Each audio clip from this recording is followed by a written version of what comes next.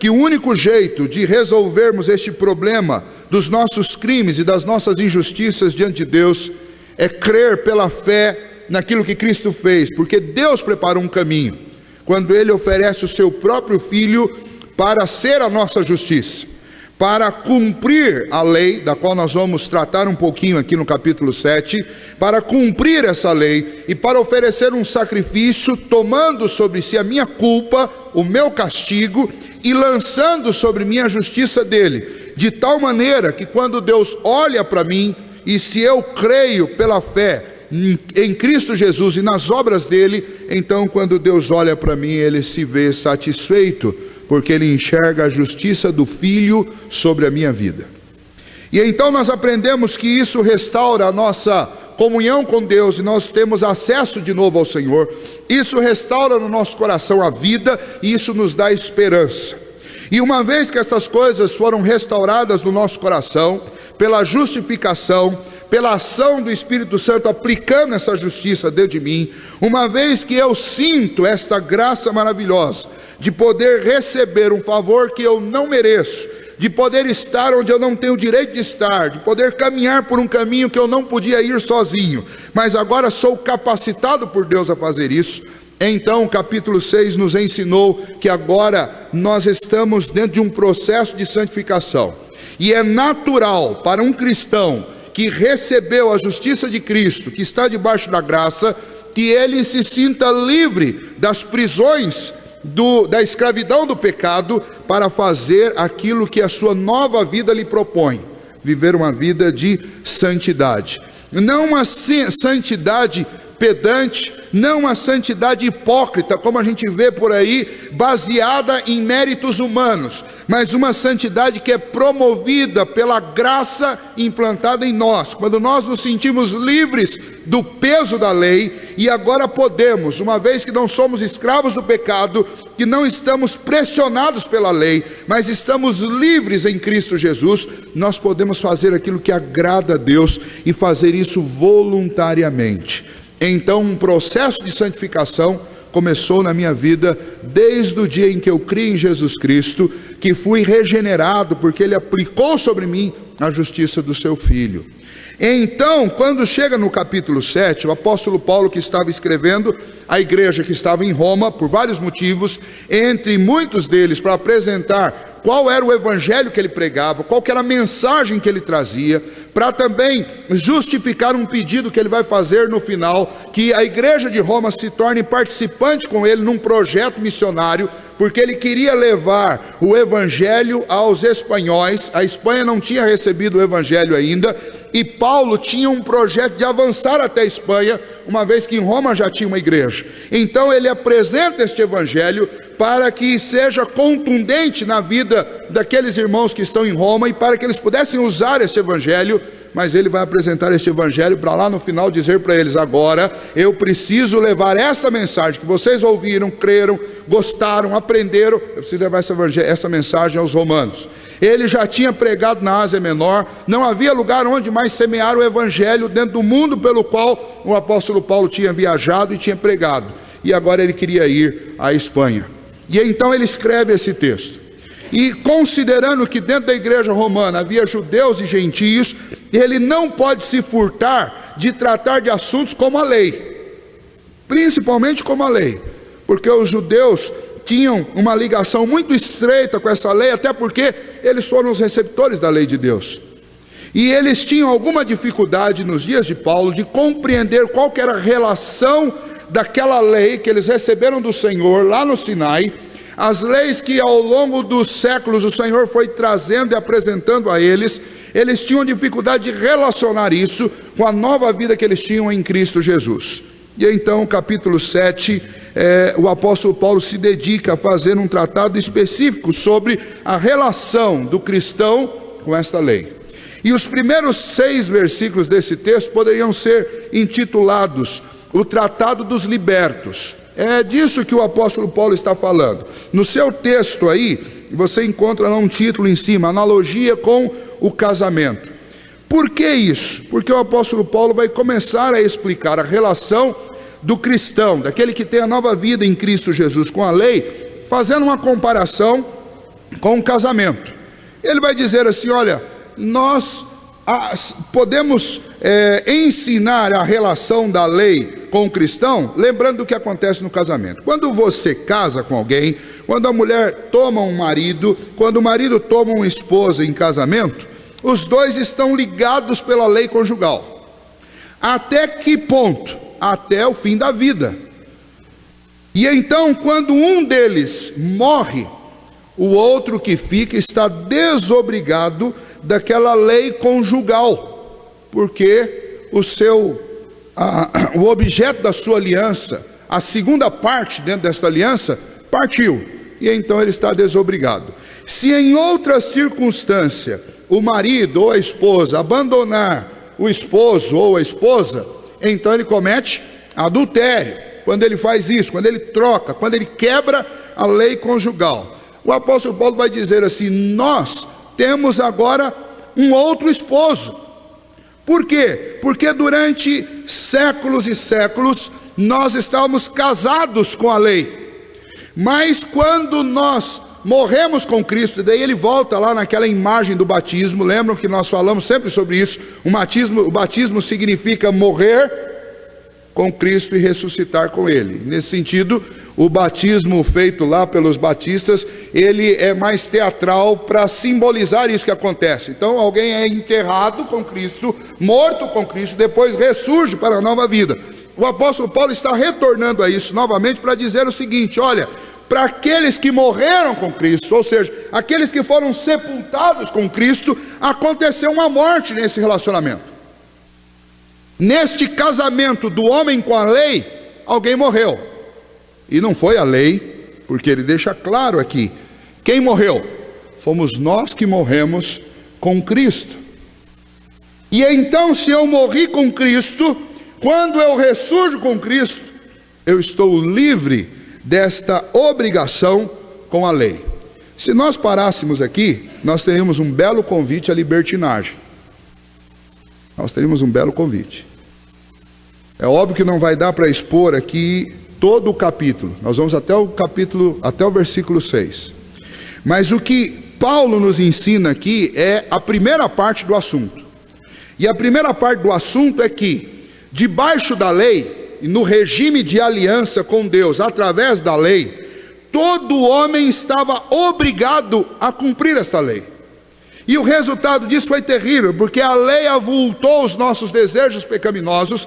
A lei é como aquelas regras que você coloca dentro de casa para que o seu filho não faça uma coisa. Ele nunca pensou em fazer. No dia que você diz para ele não faça, nesse dia ele vai desejar com todas as suas forças fazer.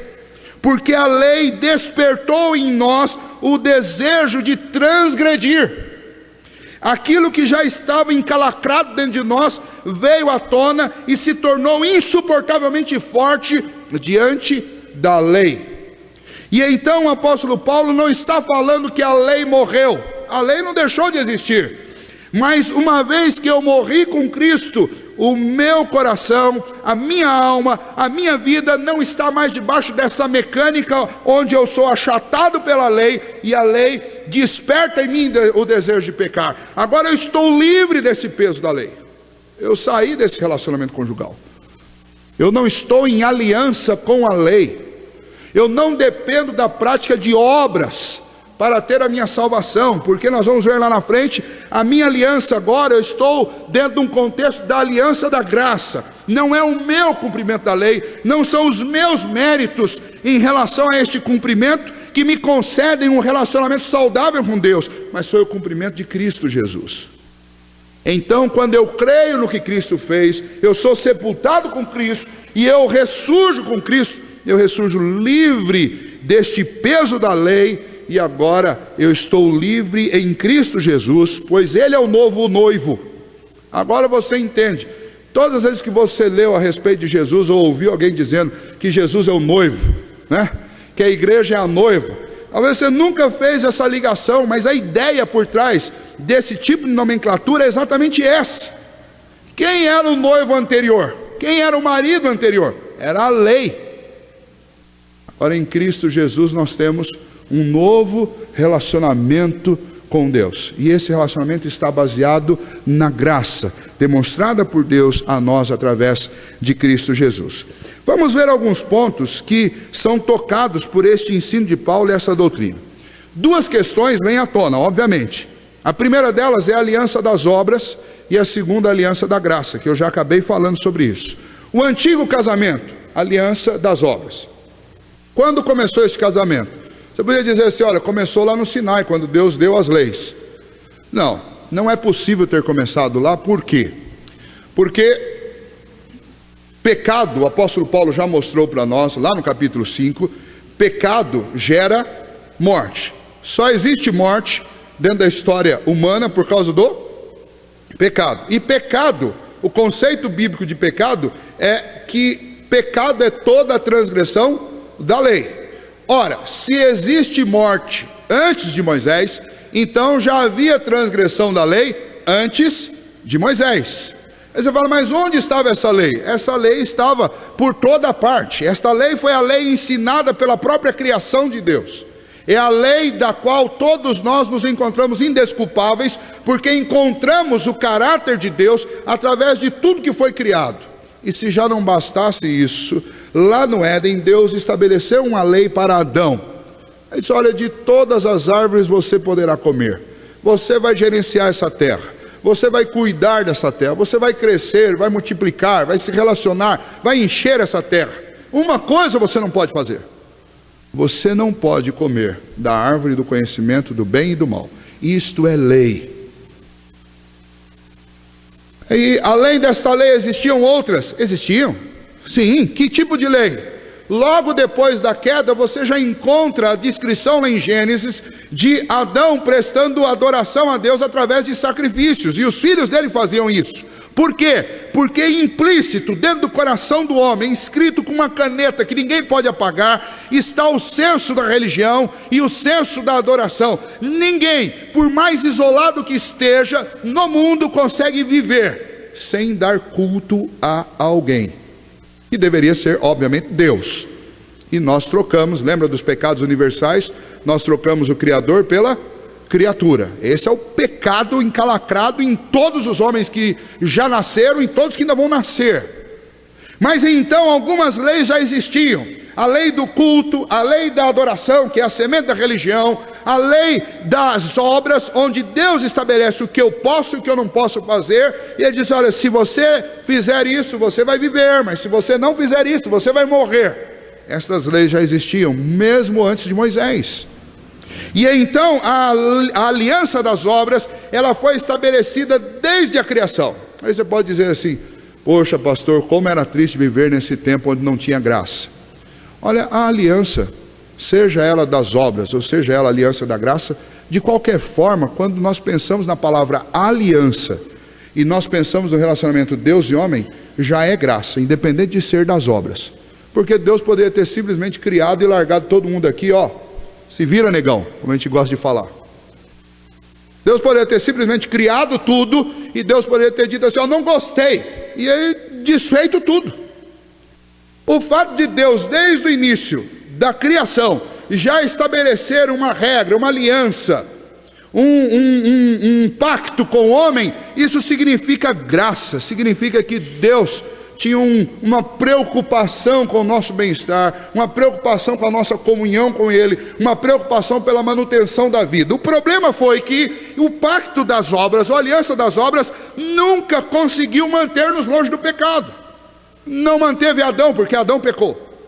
E depois dele, todo homem e mulher pecaram. Ninguém conseguiu, através da aliança das obras, conseguir alguma coisa. E o problema é que a lei, quando foi dada a Moisés, ela não só nos tornou ainda mais incapacitados, mas ela avultou o nosso pecado. Então, quando eu penso em aliança das obras, ou quando eu penso nesse velho casamento do qual Paulo está falando aqui, é um casamento que trouxe para nós grande tristeza. Porque as obras, e nós vamos ver o uso as leis, nós vamos ver o uso das leis, elas produziram em nós um tipo de vida ainda mais pecaminosa do que aquele quando nós tínhamos pouquíssimas leis. E aí você tem uma matemática simples, quanto Você quer produzir pecado, ou você quer produzir dentro da sua casa desobediências? Crie muitas leis. Quanto mais leis você criar, mais desobediência você vai colher. E embora pareça ilógico isso, mas é fato. E qualquer pai e qualquer mãe pode dar exemplo disso. Quanto mais regras nós criamos, mais fácil fica tropeçar em alguma delas. Os fariseus e os hipócritas dos dias de Jesus faziam isso, e Jesus penalizava-os duramente por causa disso, porque eles colocavam um peso sobre os judeus daquela época que nem eles próprios davam conta de carregar. E aí o próprio Senhor Jesus ensina: não, vocês não devem ser demasiadamente santos. E santo aqui é a ideia de autojustiça, autossantidade. Pois bem, essa é a aliança das obras. Somente uma pessoa em toda a história humana foi capaz de cumprir essa aliança, e o nome dele é Jesus. Ele foi o único. Mesmo sendo ele o grande legislador da lei, mesmo sendo ele o Filho de Deus, mesmo sendo ele o Verbo encarnado, ele foi o único que cumpriu a lei. Ele resistiu não apenas 40 dias nas tentações do deserto, tentações que foram feitas a Jesus diretamente de Satanás. Ele não apenas resistiu a essas tentações, mas ele resistiu a todas as tentações da sua vida terrena. Do primeiro dia ao último dia que ele esteve andando entre nós, ele resistiu a todo tipo de tentação. A lei não foi para o Senhor Jesus como foi para nós. Ela não obrigou e não avultou o pecado em Jesus, porque ele é santo. E mesmo estando sob as mesmas condições que nós estamos, ele foi capaz de resistir ao pecado, ele foi capaz de viver uma vida justa, ele foi capaz de obedecer, ele foi capaz de fundar para nós a salvação. A obediência do Senhor Jesus à lei e o cumprimento de Jesus da aliança das obras é o grande fundamento sobre o qual a nossa salvação está estabelecido. Então, o velho casamento você pode chamar de aliança das obras. E qual que é o novo casamento aqui, mostrado pelo apóstolo Paulo como sendo a nossa nova vida em Cristo Jesus? É a aliança da graça. Aí você diz assim: o que é a aliança da graça? Normalmente a gente costuma dizer: a aliança da graça é aquela pela qual eu estou salvo, como o termo já diz, de graça. Não custou absolutamente nada e não custará para você e para mim, mas custou para Jesus Cristo. Duas obras Jesus realizou. Primeiro, ele cumpriu a aliança das obras, quando ele obedeceu em tudo. Segunda obra, uma vez que ele não tinha culpa e não precisava oferecer sacrifício por si mesmo, não havia condenação contra ele, não havia pagamento a ser realizado dele para com Deus, então ele pode usar a sua vida para oferecer um sacrifício no lugar meu e seu. E você vai dizer assim: olha, mas Jesus era só um, mas ele era homem e ele era também Deus. E sendo Deus infinito, ele poderia oferecer sacrifício por todos quantos o Pai quisesse que ele fizesse.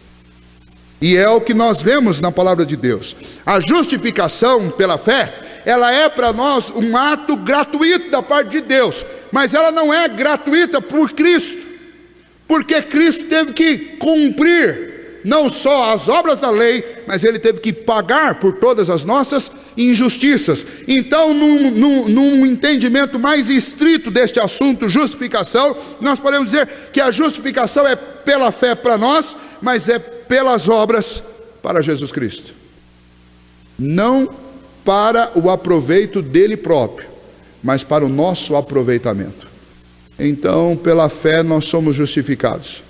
E Jesus Cristo nos justificou, não justificou ele próprio, porque ele não era injusto, mas Jesus Cristo nos justificou pelas obras que ele realizou, inclusive pelo seu sacrifício. Somos justificados pelas obras de Jesus, o qual sozinho manteve os termos da aliança das obras.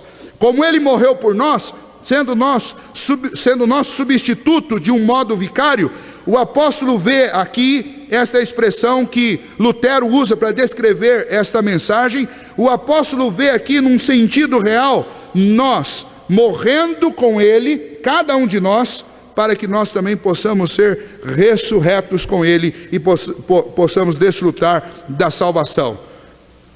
O apóstolo Paulo descreve então o nosso novo casamento. Nosso velho casamento, aliança das obras. Nosso novo casamento, aliança da graça. É isso que está escrito aqui nos primeiros 6 versículos do capítulo 7. Agora, outras questões surgem aqui para nós antes de nós fazermos as aplicações disso para a nossa vida. Uma delas nós podemos aprender com o uso da lei feito por 2 grandes reformadores, Lutero e Calvino. E nesse sentido você vai ver que é melhor ser calvinista do que luterano. Brincando com vocês, obviamente. Mas veja, esses 2 homens tiveram entendimento e uma prática na sua própria vida do uso da lei de forma diferente. Os 2 não concordavam nesse assunto. Lutero, quando ele foi estudar, o pai dele queria que ele fosse um advogado, e ele entrou para a escola de direito, e foi isso que ele foi estudar, direito. O problema foi que Lutero era um sujeito que, alguns dizem hoje, alguns estudiosos de toda a literatura de Lutero, dizem que ele era um sujeito quase que psicótico, era um sujeito preocupado, ele estava sempre perturbado com alguma coisa. Dizem que a linha entre o gênio e o louco é uma linha muito tênue, né? E é assim que era a vida de Lutero. Ele estava naquele limite. E logo no início do seu estudo, ele já se mostrou um homem brilhante, ao ponto que, ainda na universidade, eles diziam que ele era provavelmente, em toda a Alemanha, o homem mais conhecedor de jurisprudência. Ele ainda estava na universidade de direito ainda, e ele já era o maior conhecedor de jurisprudência de toda a Alemanha. E numa noite, ele estava voltando para sua casa, andando a cavalo, e um raio caiu muito perto dele. E ele caiu e se lançou no chão, desesperado, achando que aquilo ia acertá-lo. Depois que o raio bateu, e ele faz uma oração, até na época ele faz uma oração a Santa Ana, né, pedindo que ela o livrasse.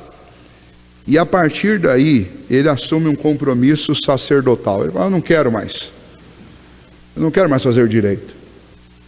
E ele então entra num mosteiro e começa a sua vida religiosa e dedica toda aquela inteligência ao estudo da lei. E em todos os textos que relatam a vida de Lutero, diz que Lutero chegava todos os dias para fazer as suas confissões, e ele passava cerca de 1 hora e meia se confessando para um monge, para um padre. E depois de fazer essas confissões e receber lá a penitência e pagar a penitência que ele tinha que pagar, ele voltava para casa. Mas o texto, os historiadores dizem, especialmente aqueles que descreveram e estudaram muito profundamente a vida de Lutero, eles dizem que ele voltava para casa e antes de chegar em casa ele já estava em crise, porque ele começava a lembrar de pecados que ele tinha cometido e que ele não tinha confessado. E então ele chegava em casa e ele se sentia perturbado por espíritos que ficavam o acusando o tempo todo. Aí você pode entender como foi para Lutero descobrir Romanos capítulo 5, capítulo 6, como foi para Lutero ler Romanos. Ele vivia perturbado por causa do pecado. E então, mesmo depois que ele encontra a justiça de Cristo na carta aos Romanos, você encontra um Lutero, e em todos os seus escritos, especialmente nos livros e comentários que ele escreveu, você encontra um Lutero extremamente perturbado pelo peso do pecado. Então, ele trata, e um dos assuntos mais tratados por Lutero é a justiça de Deus. Ele trata desse assunto e ele considera que a lei é, para ele, o maior identificador da sua injustiça. Então a relação que Lutero tinha com a lei é uma relação de denúncia. A lei sempre foi para Lutero aquilo que denunciava o seu pecado. Então a sua relação com a lei era uma relação terrível. Ele não conseguia viver bem, ele não conseguia lidar com isso de outra maneira senão ficando angustiado, contrito, e ele estava constantemente, 24 horas por dia, confessando os seus pecados, porque cada vez que ele olhava para um termo da lei de Deus, ele se via em angústia, por causa dos pecados das falas, por causa dos pecados cometidos através dos seus pensamentos. Um dos livros do John Piper chama-se O Sorriso Escondido de Deus. Ele analisa a vida de Lutero e de Calvino, e ele mostra que Lutero também era conhecido pelas suas grosseirias. Era um ser muito grosso, estúpido. Então ele ia tratar de um assunto teológico e ele usava palavrões no meio do seu ensino teológico. Ele não tinha meio termo com ele, xingava, e isso ele mesmo confessava esses pecados, e as pessoas diziam: é difícil de ouvir Lutero, é difícil de conversar com Lutero, porque se em 2 minutos ele entendeu o que ele está falando, ele já começava a esbravejar e a xingar. Era assim que Lutero se relacionava com a lei. Ainda que ele conhecesse a Cristo Jesus, a lei para ele tinha um único uso, e o uso era denunciar os seus pecados. Calvino lidou com a lei um pouquinho diferente. Nos ensinos de Calvino e nos textos dele, especialmente os da Instituta, nós descobrimos 3 usos da lei que eu quero deixar aqui como sendo um desafio para que nós façamos isso. Uma vez que você deve lembrar sempre que nós não estamos mais naquele casamento. Eu não vou adquirir salvação cumprindo a lei. Eu morri para esta obrigação, não morri para a lei, mas eu morri para a obrigação de, através da lei, obter salvação. Eu morri para esse relacionamento conjugal, eu morri para esta aliança das obras, e eu estou dentro de um novo relacionamento, porque quando eu morri com Cristo e ressurgi com Ele, Ele é o noivo agora, e eu estou dentro da aliança da graça. Para que serve a lei então agora para mim? Uma vez que ela não é mais o meu relacionamento de aliança. A lei deve servir, em primeiro lugar, para revelar o caráter de Deus. Lutero dizia, Calvino dizia, a primeira função da lei é revelar o caráter de Deus. E ela faz isso desde o dia da criação, quando a lei de Deus, os atributos de Deus, o jeito de Deus viver, o jeito de Deus fazer as coisas, a justiça de Deus, ficou claramente manifestado em tudo que foi criado. Além disso, todas as leis que foram dadas pelo próprio Deus, elas mostram, em primeiro lugar, qual é o caráter de Deus. Então, quando eu me relaciono com a lei, eu não me relaciono com a lei mais como um veículo para a salvação, mas eu me relaciono com a lei como algo que me faz saber como Deus é. Então eu não posso dizer assim: pastor, nós estamos debaixo da graça, agora esquece lei. Larga os 10 mandamentos no Antigo Testamento, larga as 630 leis que existem no Antigo Testamento, joga isso tudo fora, porque agora nós estamos debaixo da graça. Não, estar debaixo da graça significa que a minha aliança agora é a aliança da graça, porque eu estou aliançado com Cristo, por causa do sangue que Ele verteu na cruz no meu lugar. Mas a lei continua sendo a lei de Deus, e ela revela o caráter de Deus, e se eu quero aprender como Deus é, eu preciso olhar para a lei. Obviamente, isso vai continuar trazendo para dentro do meu coração um conflito, como acontecia com Lutero. Porque essa lei vai mostrar como Deus é, automaticamente o que vai acontecer comigo? Eu vou ver como eu sou. Lembra de Isaías capítulo 6? Então eu vi assentado num alto e sublime trono, e daí ele diz: ai de mim, porque sou um homem de lábios impuros e habito no meio de um povo de impuros lábios. Por que ele falou isso? Porque ele viu como Deus era. Ele viu o Filho de Deus, viu os serafins voando ao redor dele, com 2 asas cobrindo o rosto, com 2 cobrindo os pés e com 2 voando. Ora, se seres celestiais precisam cobrir o rosto e os pés diante de Deus, e eu? Então, quando eu olho para a lei, assim como Isaías contemplou naquela visão o santo, quando eu olho para a lei, eu contemplo o caráter de Deus. Então a lei é fundamental para qualquer cristão, mesmo que você tenha convicção que você não está dentro desse relacionamento da aliança das obras, mas está no relacionamento da aliança da graça. Mas você precisa conhecer o Deus que te salvou, e não tem outro jeito para fazer isso do que olhando para a lei de Deus. Em segundo lugar, um outro uso da lei é exatamente a repressão do pecado. Ora, a lei não funcionava para reprimir o pecado quando ela era o caminho para a salvação.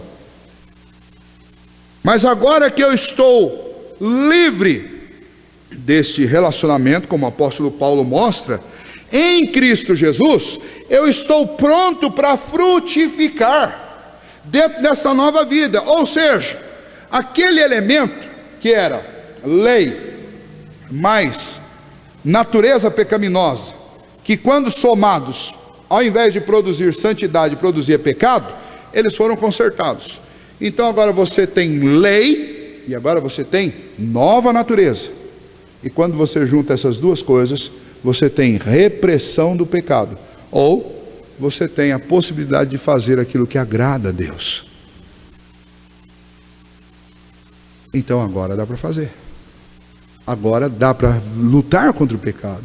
E agora dá para colocar essas leis em prática, pelo menos para que o pecado seja reprimido. É assim que funciona. Então Calvino dizia que a lei serve para revelar o caráter de Deus, mas a lei também serve para reprimir o pecado. Vou dar um exemplo simples que talvez seja um exemplo que, em primeiro lugar, sirva para mim. Quando você pega uma estrada, estão lá as placas de velocidade. E se você encontrar na estrada uma placa dizendo que a velocidade a ser percorrida é no máximo 100 km por hora, você tem um grande apoio e um grande incentivo para reprimir o seu desejo de pecar, de transgredir a lei, porque você tem uma placa lá dizendo, e você pode até transgredir, mas vai ser uma desobediência dupla, porque você sabe que não deve fazer isso e está sendo avisado que não deve fazer isso. Você sabe que velocidade é perigoso e você sabe que tem uma lei ali dizendo para você, não faça isso, é uma repressão do pecado. Agora, quando você pega uma estrada e você anda quilômetros e quilômetros e não vê nenhuma placa, o que acontece?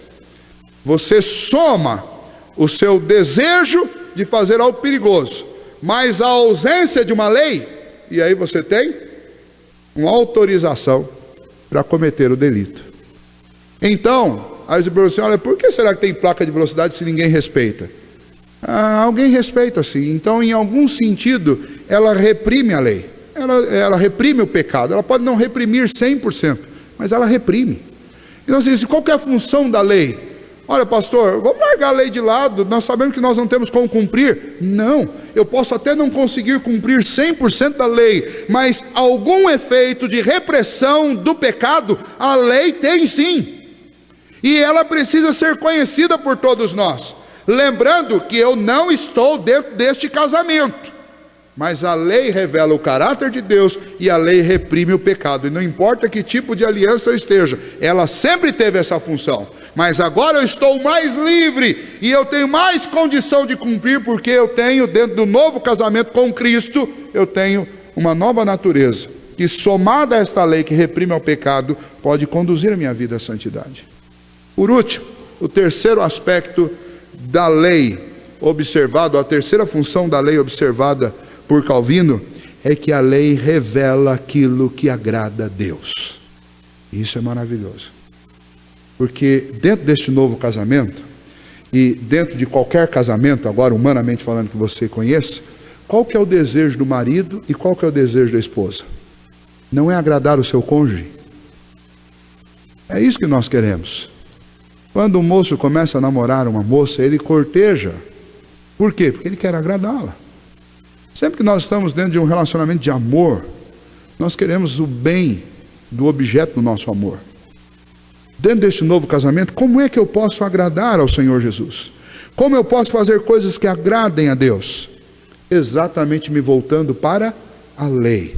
A lei que foi ineficaz para me conduzir à salvação, ela é muito eficaz para revelar quem Deus é, para reprimir o pecado e para mostrar o que agrada a Deus. Você pode acordar num dia de manhã e falar assim, olha, eu gostaria de dar um presente para Deus hoje. Como que eu faço isso? Você vai ter que abrir a Bíblia e você vai ter que buscar uma lei de Deus, para que você possa agradar o Senhor, porque a lei revela o que Deus gosta. A lei revela aquilo que Deus espera de mim, de você.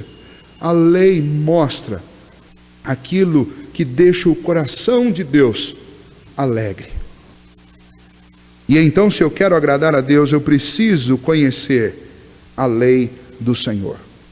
Então o apóstolo Paulo diz lá no versículo 6, agora porém, libertados da lei, ou seja, eu não sou um prisioneiro da lei, eu fui morto para este relacionamento, aquilo que eu estava sujeito, ou seja, a lei avultava o meu pecado e eu produzia pecado, e pecado produzia a morte. Agora eu não estou mais morto no pecado, mas eu estou morto para este peso da lei, e agora eu sirvo em novidade de espírito e não na caducidade da lei. Esta reforma foi total. A minha vida foi reformada, a minha vida foi mudada, e agora eu estou livre para fazer aquilo que agrada a Deus. E agora eu vou buscar a lei com um novo sentido. Eu vou buscar a lei não como um veículo, mas eu vou buscar a lei para que ela me revele Deus, para que ela reprima o meu pecado e para que ela me mostre aquilo que agrada o coração de Deus. Eu gostaria de encerrar dizendo para vocês que olhar para a lei de Deus saiu de moda. Pregações falando sobre a lei de Deus saiu de moda. Pregar em Êxodo capítulo 20 saiu de moda. Ninguém quer saber mais disso. Eu quero dizer para vocês que falar sobre a graça, entre outras coisas, é falar da lei. Porque a lei mostrou nossa necessidade de graça. Porque a graça mostrou nossa necessidade da lei. E a lei é para o bem dos filhos de Deus. Então considere a lei como sendo aquele antigo relacionamento que foi ineficaz em conduzir você à salvação, mas nunca falhou em revelar para você quem Deus é, em reprimir o pecado. Nunca falhou em mostrar o que agrada a Deus. Então nós temos que olhar com outros olhos, olhos amadurecidos pela aliança da graça do Senhor, olhos amadurecidos pela justificação em Cristo Jesus. Nós somos convidados a olhar para a lei. É isso que Paulo está falando. Ele fala assim, olha, eu não quero que vocês abandonem a lei, mas eu quero que vocês entendam uma coisa. Aquele relacionamento através do qual vocês buscavam a salvação através da lei, ele não existe mais. Para você que tem fé em Cristo Jesus, o seu relacionamento agora é com Cristo. E neste relacionamento você está apto a olhar para a lei com outros olhos.